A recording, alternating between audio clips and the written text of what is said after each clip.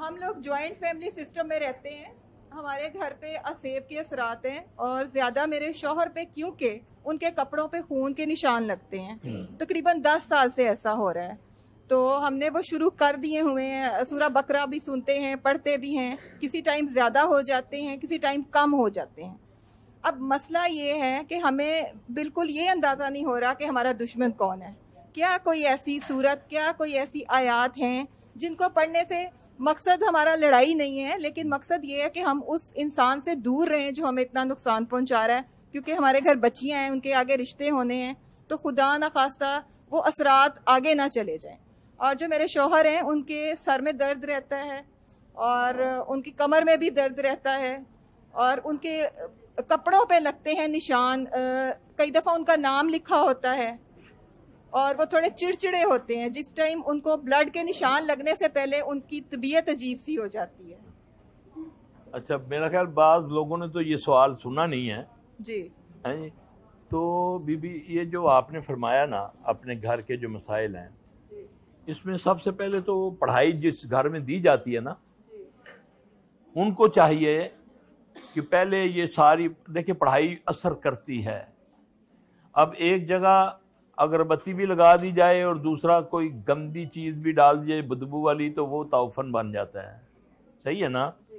ہم گھروں میں قرآن تو پڑھتے ہیں, سورہ بقرہ بھی پڑھتے ہیں, گھروں میں تصویریں بھی ہیں, گھروں میں میوزک بھی چلتا ہے. اور آپ یقین جانیں, یہ میرے مشاہدے, میرے تجربے میں آیا کہ میں نے ایک مریض پر ساری رات پڑھائی کی. وہ مریضہ تھی, وہ کئی سالوں سے مڑ جاتی تھی مغرب کی نماز کے بعد, گردن اس کی پیچھے چلی جاتی تھی, اس کی ٹانگیں پیچھے ہو کر وہ ایک بال سا بن جاتی تھی. ہم ساری رات پڑھائی کرتے تھے, ابتدائی ایام تھے, میں اس کام میں آیا تھا. تو رمضان آیا تو آپ یقین جانیں اس دن میں نے میوزک کے مضرات کو دیکھا. وہ جو مراسی آتے ہیں نا جگانے کے لیے, ہم اس گھر میں ساری رات پڑھائی کر رہے تھے, میرے 3 شاگرد تھے. اب وہ نڈھال ہو جاتا تھا وہ جو جن تھا نا, جب پڑھائی ہم کرتے ساری رات, نئے تھے ہم. تو جیسے ہی آپ یقین جانیں وہ جو جگانے والے ہیں, ان طبلے سرنگیاں لے کر جو رمضان کو جگاتے ہیں, جیسے ہی اس گھر کے آگے آئے, یقین جانیں اس لڑکی کے اندر وہ جو چیز تھی اس میں اتنی قوت آئی کہ اس نے ہم چاروں کو اٹھا کر مار دیا, پیچھے پھینکا. یہ اس کے اثرات ہیں. اب گھر میں میوزک بھی چلے, قرآن بھی پڑھا جائے, تو پھر یہ اثر نہیں ہوتا. یہ بات آپ کو میں بتا دوں. باقی جو ہے آپ نے فرمایا کہ ہمیں بتائیں کہ ہمارا کوئی دشمن ہے, ٹھیک ہے. تو اللہ کے نبی صلی اللہ علیہ وسلم نے فرمایا کہ کبھی تمنا نہ کرو کہ دشمن سامنے آئے, اللہ اس کو وہیں ختم کر دے. اب میں دشمن بتا دوں, ایسے ہی تیری پھوپھی لگ دی ہے. اب گئی نا پھوپھی, تو گئی نا. اب جو پاویں ہوئے بھی نا, ٹھیک ہے نا. اب یہ کیوں نہیں تمنا کرتی کہ اللہ ہمیں اس وبال سے نجات دے دے. جس خبیث نے جادو کرنا ہے اس پر تو اللہ کی لعنت آ گئی. اس نے کرنا ہی کرنا ہے. اس کو جادوگر نے, جن نے کہنا کہ آج تو نے اپنی ماں کے ساتھ برائی کرنی, وہ کرے گا, ورنہ وہ اس کی بات نہیں مانے گا. آج تو نے پخانا کھانا, وہ کھائے گا. یہ ایسا ہے. تو آج تھوک چاٹنی ہے تم نے, بازار میں جاؤ, اتنے بندوں کی تھوک جہاں دیکھو اس کو چاٹو. میں نے اپنی آنکھوں سے یہ دیکھا ہوا ہے سارا کچھ. ہمیں اس سے کوئی سروکار نہیں کہ اللہ ہمیں اس سے نجات دے دے. اب کسی کا میں بتا دوں آپ کو, اللہ نہ کرے میں بتاؤں, اگر غیب تو اللہ کے سوا کوئی نہیں جانتا.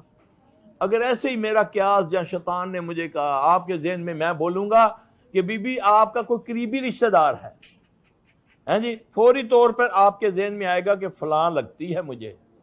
اب آپ کا شیطان بتا رہا ہے آپ کو کہ فلاں جو تمہاری وہ رشتہ دار ہے نا, اس نے یہ کیا ہوا ہے, کیونکہ ہمارا قیاس بن گیا. اب آگے سے میں نے بھی کہہ دیا کہ تمہاری کو قریبی ہے. اب وہ جو آپ کے ساتھ شیطان یہ خبیث یہ کام کر رہا ہے, ابھی وہ جو بچی آئی ادھر جو غائب ہو جاتی ہے, دیکھا نا آپ نے, تو وہ اس کے ساتھ چیز موجود ہے جس کو میں نے مخاطب کیا. ابھی یہ بچی ابھی میرے پاس جو آئی ہے, اس چیز کو تکلیف ہوئی ہے, وہ کہاں گئی ہے وہ لڑکی, وہ جو ابھی جہاں وہ دیکھو نا، وہ اس کی چیز موجود ہے، وہ میری باتیں سن رہی ہے۔ اسی طرح ہر انسان کے ساتھ اللہ نے ایک شیطان کو پیدا کیا ہے۔ وہ جب وہ بندہ پیدا ہوتا ہے اس کے ساتھ ایک جن پیدا ہوتا ہے۔ اب آپ سنتے ہیں نا، بعض لوگ جب ہزاروں میں دیکھتا ہے، مجھے دیکھا، مجھے پہلی بار ملا، اس نے مجھے سارا کچھ بتا دیا کہ آپ یہ کرتے تھے، یہ ہوا، آپ کے گھر میں یہ ہوا۔ یہ شیطانیت ہے۔ نبی پاک صلی اللہ علیہ وسلم پر تو وحی آئے تو آپ کو پتہ چلے یہ کیا ہے۔ اور اس بدبخت کے پاس یہ ہے کہ یہ ایسے دیکھتا ہے، ہاں بھی تمہارا نام یہ ہے، تم یہ کرتی ہو، یہ ہوا، تم نے یہ کیا، تم نے یہ کیا، اب بتاؤ میرے ایمان کی کیفیت کیا رہے گی؟ ٹھیک ہے۔ اب اس سے ہے کہ سب سے پہلے تو یہ ہے، اس فارمولے پر ہم جانا ہے کہ ہم تمنا نہ کریں کہ دشمن ہمارا سامنے آئے۔ ہم اللہ سے یہ دعا کریں اللہ جہاں ہے اس کو ختم کر دے، ٹھیک؟ پھر اس کے بعد آپ اللہ سے دعا مانگیں کہ یا اللہ ہمیں اس وبال سے نکال۔ اس کا طریقہ ہے، دعائیں ہیں، اپنے استغفار ہے، صدقہ ہے، اس نیت سے کریں صدقہ۔ ہم نے تو صدقے کی بھی قسمیں بنا دی ہیں جی، یہ چیلوں کو گوشت ڈال دو، یہ قبرستان میں پھینک دو۔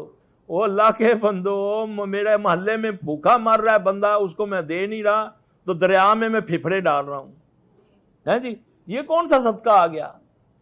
صدقے سے علاج کرو۔ محمد صلی اللہ علیہ وسلم نے فرمایا صدقہ بلا کو ٹال دیتا ہے، ٹال دیتا نہیں، صدقہ بلا کو کھا جاتا ہے۔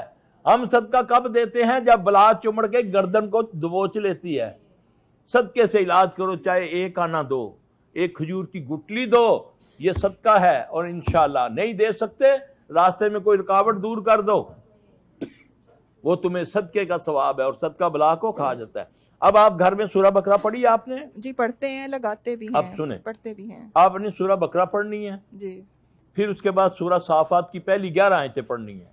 ٹھیک، سامنے ایک کھلے منہ کا برتن رکھیں، جی ذرا سی آواز سے پڑھنی ہے۔ یہ بھی آپ کو میں بتا دوں، بعض ہوتے جادوگر ہیں، پیر جو ہوتے ہیں، لیکن اوپر سے آپ کو کہیں گے قرآن پڑھنے کے لیے دیں گے، بی بی گھر میں سورہ بقرہ پڑھا کریں، لیکن آپ نے کیسے پڑھنی ہے؟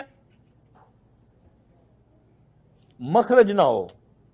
اب وہ اپنے آپ کو بچا رہا ہے کہ میں تو دینی، میں روحانی علاج کرتا ہوں، اور میں نے دیکھو قرآن بتایا تمہیں، لیکن اس نے اپنا طریقہ بتایا کہ اس کو ہونٹوں میں نہیں ہلانا، ایسے پڑھنا، اس کا کوئی اثر نہیں ہوگا۔ آپ نے اتنی آواز میں پڑھنی ہے کہ آپ کے کان میں آواز جائے، پھر آپ کے اندر سے جو ہوا نکلے گی، مخرج ہوگا، وہ پھیلتا پھیلتا پھیلتا پورے گھر میں اس کے اثرات جائیں گے۔ پھر جب قرآن پڑھا جاتا ہے تو اللہ کیا کہتا ہے؟ جب قرآن پڑھا جائے تو تم غور سے سنو تاکہ تم پر، تو پھر رحم نہیں کرے گا وہ، ہیں جی۔ جب پڑھیں گے پھر ہم اس کو سمجھیں گے، تو جب ہم پڑھیں پھر اس کو اس نیت، پہلے نیت بنانی ہے کہ یہ پانی میں چھڑکنے کے لیے کر رہی ہوں، ٹھیک ہے؟ پہلے نیت کرنی ہے، کہنا ضروری نہیں ہے، اللہ کو پتہ ہے میری نیت کا۔ کھلے منہ کا برتن لیں، ایک بار سورہ بقرہ پڑھیں، ایک بار سورہ صافات کی 11 آیتیں پڑھنی ہے لازم تک، پانی میں تھوک دیں۔ 3 دن ایسا کریں گی، تیسرے دن اگر نہیں معاملہ ٹھیک ہوتا، آپ کو اشارے ملیں گے، خواب آئے گا یا اشارہ ملے گا کہ یہ بند کرو، نہ پڑھو، ہیں جی۔ آپ ان کو اشاروں میں جواب دیں کہ ہم چھڑک دیں گے اس کو 3 دن کے بعد۔ پھر اگر نہیں یہ بندے کے بچے بنتے خبیث، تو پھر آپ اس پانی کو گھر میں چھینٹے ماریں۔ آج کل تو جدید دور ہے، وہ بوتل لے لیں سپرے والی، لوگ کہیں گے کہ یار یہ مچھر مار دے پین، آپ ان کو چھڑک دیں اپنے گھر میں، انشاءاللہ اللہ بہتر کرے گا۔ یہ پانی صرف چھڑکنا ہے یا پینا بھی؟ نہیں، یہ چھڑکنا ہے، ہاں جی۔ پینے کے لیے تو آپ جب بھی پڑھیں اپنے سامنے رکھ لیں، وہ دم ہو جائے گا۔ السلام علیکم۔ اور اس سے خواب آئیں گے، آپ کو اشارے ہوں گے، پھر اس کے لیے جو ہے نا وہ آپ نے پھر بتانا ہے